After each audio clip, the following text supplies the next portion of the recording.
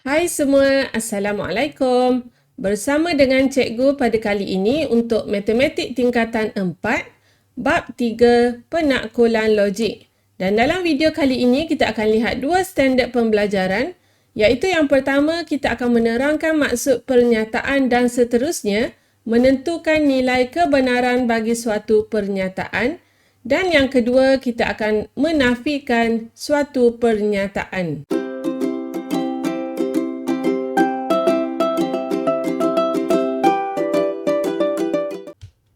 Apakah yang dimaksudkan dengan pernyataan? Pernyataan ialah suatu ayat yang kita boleh tentukan nilai kebenarannya, sama ada benar atau palsu, tetapi bukanlah kedua-duanya.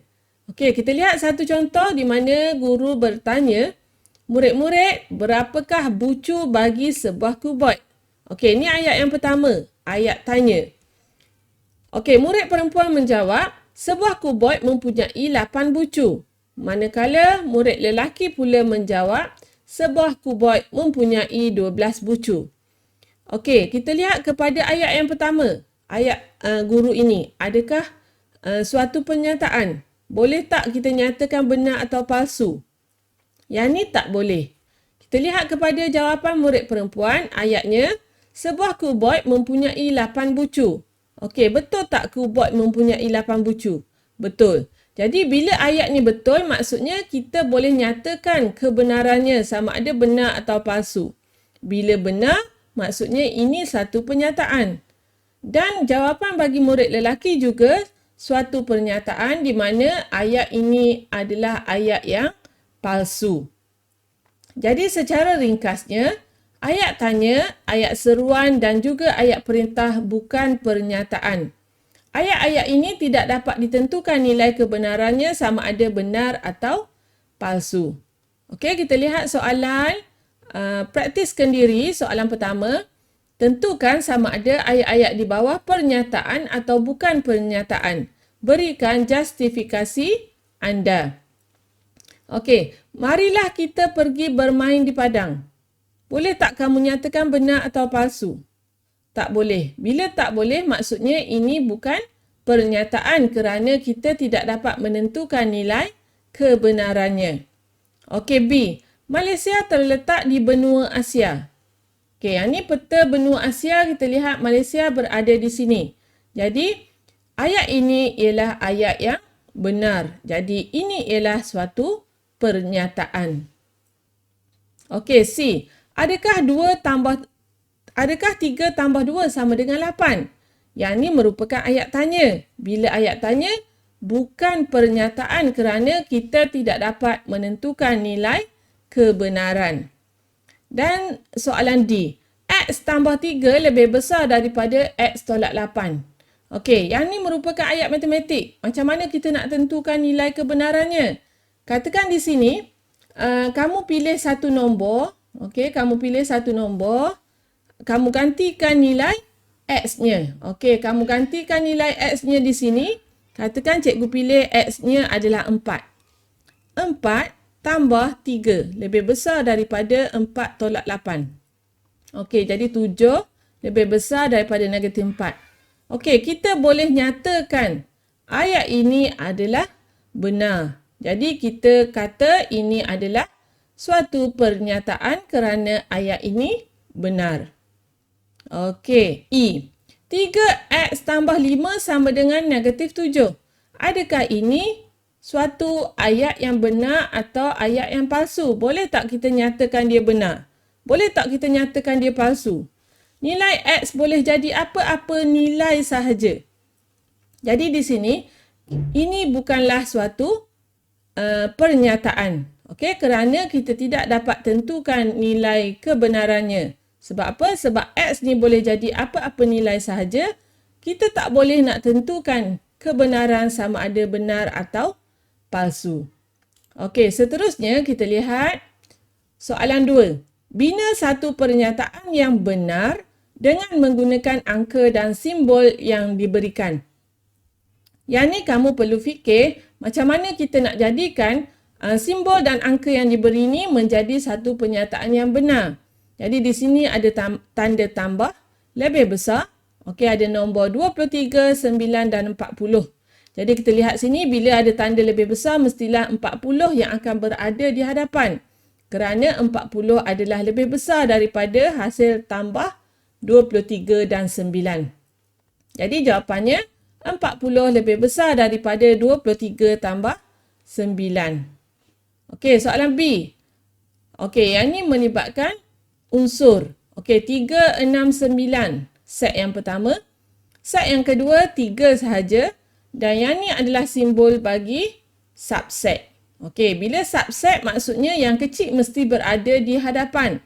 Maksudnya di sini 3 adalah subset bagi 3, 6, 9. Seterusnya soalan C.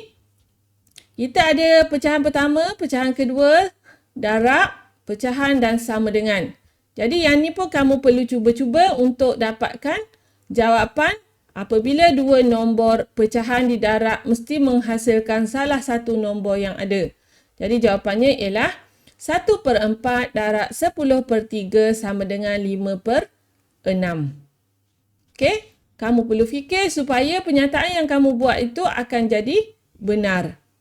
Okey, D. X kuasa 2 tambah 3 tanda kurang atau sama. Okey, X tambah 3 kuasa 2. Jadi yang ni kalau kamu keliru, kamu boleh gantikan. Okey, kamu boleh gantikan X ni dengan suatu nombor. Okey, katakan kamu ganti dengan 2. Okey, kamu ganti dengan 2. X kuasa 2 tambah 3. Katalah kamu ganti dengan 2. Okey, 2 kuasa 2 tambah 3. 4 tambah 3 dapat 7. Okey, yang ni kamu dapat 7. Yang ni pula X tambah 3 kuasa 2. Okey, X tadi kamu ganti dengan 2. 2 tambah 3 kuasa 2. Jadi 5 kuasa 2 adalah 25. Dan simbol yang diberi adalah simbol kurang atau sama. Jadi jawapannya ialah X kuasa 2 tambah 3 kurang atau sama dengan X tambah 3 kuasa 2. Okey, kamu gantikan dengan satu nilai X supaya kita tahu yang mana adalah kurang daripada yang satu lagi. Okey, seterusnya soalan E. Yang ni pun sama juga, kita ada nilai punca kuasa 3, kita ada 9, 27, 12 sama dengan tambah. Jadi bila melibatkan punca kuasa 3, kamu lihat, kamu boleh cubalah yang ni. Okey, kamu boleh cuba untuk menjadikan pernyataan yang kamu nak tulis itu adalah pernyataan yang benar. Jadi punca kuasa 3 27 tambah 9 sama dengan 12. Okey. Okey, seterusnya kita lihat soalan 3. Tentukan sama ada pernyataan di bawah benar atau palsu. Okey, soalan A. Semua segi 4 mempunyai sudut tepat. Okey, segi 4 kita ada segi 4 sama, segi 4 selari, segi 4 tepat. Jadi segi 4 selari tidak mempunyai sudut tepat. Bila dia kata perkataan semua, maksudnya bila ada satu sahaja yang tidak mempunyai sudut tepat, maksudnya kita boleh katakan pernyataan ini adalah palsu. Sebab apa? Sebab segi 4 selari tidak mempunyai sudut tepat, sudut 90 darjah. Okey, B. Sebilangan rhombus mempunyai 4 sisi yang sama. Okey, rhombus. Rhombus kamu ingat tak bentuk macam mana? Rhombus adalah bentuk segi 4 selari. Okey, tetapi bezanya sisinya adalah sama. Jadi sebilangan rhombus mempunyai 4 sisi yang sama. Jadi pernyataan ini adalah palsu. Sebab apa? Sebab semua rhombus akan mempunyai 4 sisi yang sama. Okey, perkataan depan dia mesti semua. Okey, C. Semua segitiga mempunyai sisi yang sama panjang. Betul ke? Okey, kita ada segitiga sama sisi, segitiga sama kaki, segitiga tak sama kaki. Bila dikata semua, maksudnya pernyataan ini adalah palsu. Sebab apa? Sebab segitiga sama kaki, segitiga tak sama kaki adalah tidak mempunyai sisi yang sama panjang. Okey, D. Sebilangan poligon mempunyai 5 sisi. Sebilangan. sebilangan maksudnya kita ada poligon yang namanya ialah pentagon. Jadi di sini ialah benar lah. Okey, dan E. Semua bulatan boleh dibahagikan kepada 8 sektor yang sama saiz. Betul tak? Okey, semua bulatan kita boleh bahagi 8 sektor. Jadi yang ni merupakan pernyataan yang benar. Okey, boleh faham? Seterusnya, kita lihat pula bagaimana kita nak menafikan suatu pernyataan. Okey, untuk menafikan suatu pernyataan, kita menggunakan perkataan tidak atau bukan untuk menafikan suatu pernyataan. Dan perkataan tidak atau bukan ni kita akan menggunakannya mengikut kesesuaian ayat yang diberi. Dan penafian pernyataan P ditulis sebagai tilde P. Okey, nilai kebenaran bertukar daripada benar kepada palsu atau sebaliknya melalui proses penafian. Seterusnya, kita lihat soalan praktis kendiri 3.1b. Bentuk satu penafian tilde P bagi setiap pernyataan P berikut dengan menggunakan perkataan tidak atau bukan. Kemudian, tentukan nilai kebenaran penafian tersebut. Okey, soalan pertama. 819 ialah gandaan 9.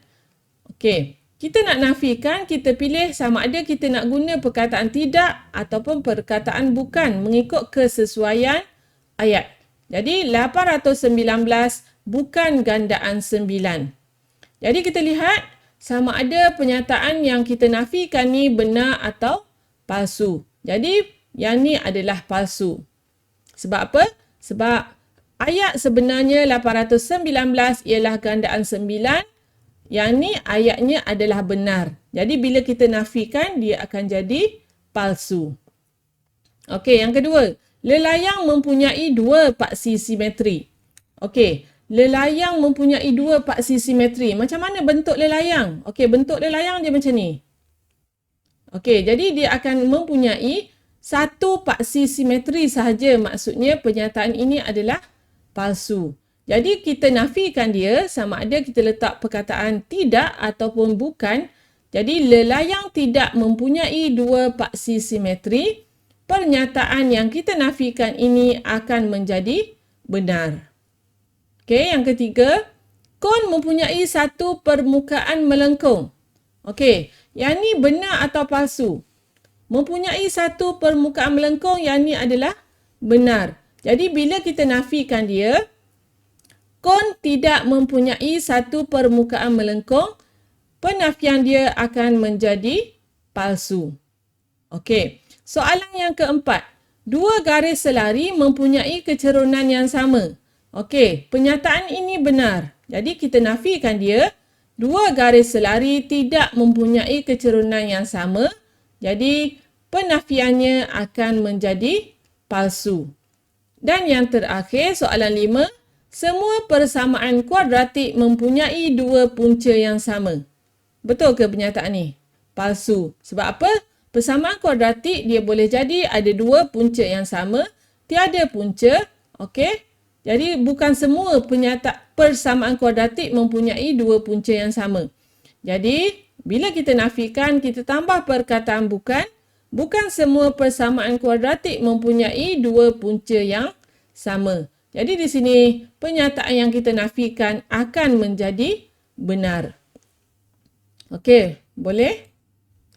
Jadi dengan dua standard pembelajaran yang telah kita belajar tadi tentang pernyataan dan menafikan pernyataan, cikgu harap kamu boleh faham apakah yang dimaksudkan dengan pernyataan, iaitu ayat yang boleh dinyatakan sama ada benar atau palsu. Dan yang kedua ialah penafian pernyataan di mana kita akan menggunakan perkataan tidak ataupun bukan. Okey, ini adalah simbolnya disebut sebagai tilde P. Jadi sekiranya ada sebarang persoalan, bolehlah ditulis di ruangan komen.